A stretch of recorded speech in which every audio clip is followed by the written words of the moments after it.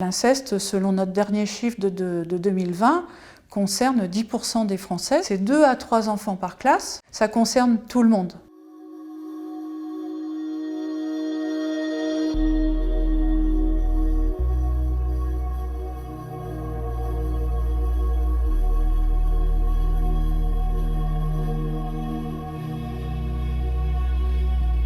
Quand vous avez été éduqué, élevé dans une famille incestueuse, avec ses propres règles, vous pensez que ce qui se passe, c'est la vie, que tout le monde vit ça. Et puis un jour, il y a quelque chose qui dit « mais ça, c'est pas normal ». Moi, ça a été à un moment donné où mon père m'embrassait sur la bouche et j'avais la télé derrière, j'ai vu la télé et il y avait un couple qui s'embrassait sur la bouche aussi.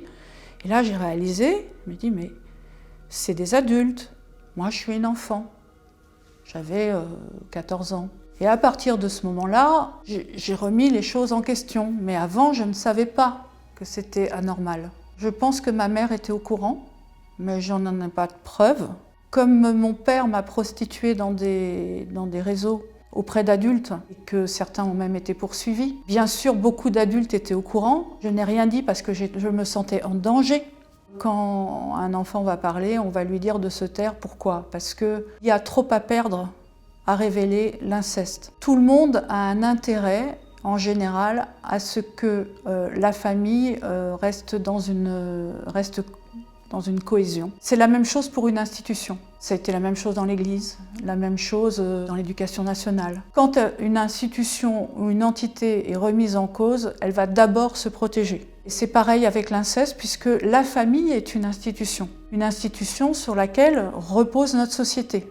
Lorsqu'une victime dit « voilà, on m'a fait ça dans la famille », ce qui se passe automatiquement, c'est qu'on va rejeter la victime au profit de la cohésion familiale. Les victimes vont faire ce qu'il est indispensable de faire pour continuer à survivre, c'est-à-dire qu'elles vont se protéger, elles vont rentrer dans un déni protecteur et elles vont en fait parler une fois qu'elles auront construit une vie personnelle, familiale, professionnelle, affective, et qu'elles auront la force en fait d'affronter cette révélation qui va certainement, dans tous les cas, faire éclater la famille. Donc selon notre sondage Ipsos de 2010, les victimes mettent en moyenne 16 ans après les faits pour parler. En ce qui concerne la prescription, depuis 2000, on a avancé de 2 pas. En 2004, on a gagné 10 ans, c'est-à-dire que on est passé à 38 ans, âge de la victime, et dernièrement, en 2018, on a encore gagné 10 ans, et on est à 48 ans, âge de la victime. Ça veut dire qu'une victime peut porter plainte jusqu'à ses 48 ans. Attention, ce n'est pas rétroactif, c'est important de le savoir. Et à ce moment-là, l'auteur présumé sera poursuivi. Nous, ce qu'on demande, c'est qu'il n'y ait plus de prescription, parce qu'on considère que la prescription, c'est un passeport pour le viol d'enfants. La parole des victimes se libère. Maintenant, il faut que ça atteigne les médias, il faut que ça atteigne les politiques et que ça se transforme en volonté politique et en actes concrets pour protéger les enfants. Il ne suffit pas de libérer la parole, il faut en faire quelque chose de cette parole.